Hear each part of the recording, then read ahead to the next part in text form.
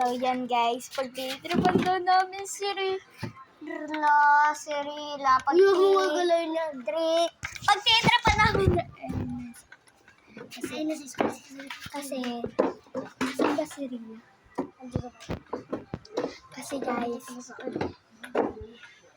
Kasi guys, pinagtripan niya kami nung last vlog namin. Nasa YouTube ko na yun, actually.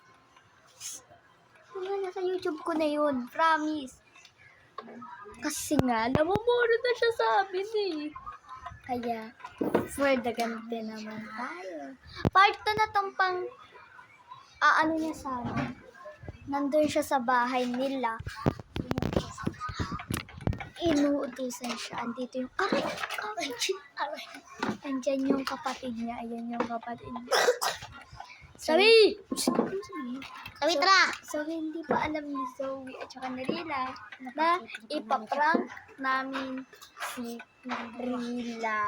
Wala pa siyang alam talaga, guys. Ano na, sabi na sa buhay na yan. Uy! Walang